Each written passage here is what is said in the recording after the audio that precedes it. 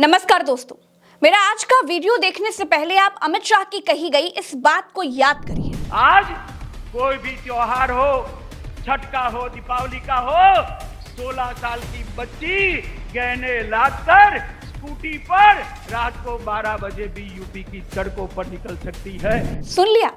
अब मैं जो सच्चाई आपको बताने जा रही हूँ, आपको वीडियो बिना स्किप किए हुए वो सुनना है। अभी समय नहीं है, कोई बात नहीं, आप अपना काम कर लीजिए। देखिए, कमर मटकाने वाली रील नहीं है।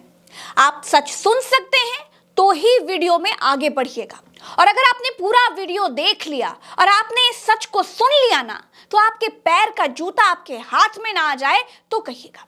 दोस्तों, कानपुर में 2 फुफेरी बहनों का गैंगरेप हुआ। इसके बाद दोनों फुफेरी बहनों ने पेड़ से लटककर अपने प्राण दे दिए। पिता अपनी बच्चियों के साथ हुई वारदात के कारण पहले से बहुत परेशान था। फिर आरोपियों ने पिता पर समझौते का दबाव बनाना शुरू कर दिया और फिर पिता ने आजिज़ आकर आत्महत्या कर ली।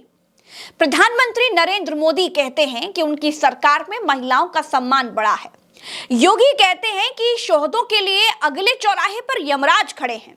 और अमित शाह, वो कहते हैं कि उत्तर प्रदेश में बेटियां तो गहने लाद कर देर रात भी स्कूटी से निकल सकती हैं। लेकिन यूपी में क्या हो रहा है? यूपी में हुई ये वारदात बताती है कि ये नेता सिर्फ झूठ बोलते हैं, मंचों पर खड़े होकर सिर्फ झूठी बातें करते हैं। कानपुर में 2 बहनों के सुइसाइड और उसके बाद हमीरपुर में पिता के सुइसाइड से कई सवाल खड़े होते हैं कि यूपी के 1 ट्रिलियन इकोनॉमी बनाने के दावों के बीच आखिर बेटियां कहां खड़ी हैं? राम राज्य में बेटियां कहां खड़ी हैं? और मंच से गारंटी की दुदुम्भी नाद के बीच बेटियों की सुरक्षा की गारंटी कौन लेगा? दोस्तों, हमीरपुर का रहने वाला ये परिवार कानपुर के घाटमपुर में एक ईंट भट्टे पर मजदूरी का काम करता था।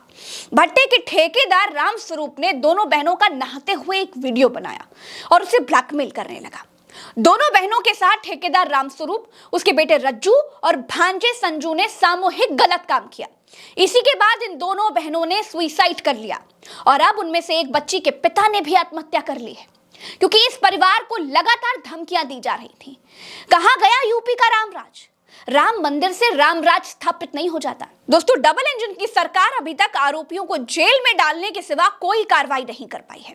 ना बाबा का बुलडोजर स्टार्ट हो रहा है, ना ही आरोपियों की संपत्ति की कुर्की हुई है। देखिए, बुलडोजर चलाने के लिए और संपत्ति कुर्क होने के लिए हिंदू मुसलमान का मसाला होना जरूरी है।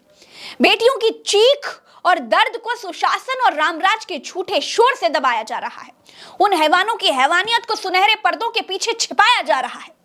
परिजनों ने यह बताया कि दोनों बहनों को शराब और सिगरेट पिलाई गई, उनका वीडियो बनाया गया। ठेकेदार ने घर से खींचकर पीटा और कहा कि खामोश रहना, वरना पूरे परिवार की बदनामी होगी। एक बच्ची की उम्र जानते हैं 16 साल थी और दूसरी की उम्र सिर्फ 14 साल। दोनों को इन 3 दरिंदों ने अपनी हवस का शिकार बनाया और उसके बाद से पूरे परिवार को डराया जा रहा था। बीते दिनों एक महिला ने पीड़ित के घर आकर के धमकी दी, जिससे पीड़ित परिवार बहुत परेशान हो गया था और उसके बाद इनमें से एक बच्ची के पिता ने सुइसाइड कर ली। परिवार पुलिस के सामने गिड़गिड़ाता रहा, पैर छूता रहा, हाथ जोड़ता रहा, लेकिन पुलिस ने बस 3 लोगों को गिरफ्तार करके जेल भेज दिया और अपनी कार्रवाई पूरी मान ली।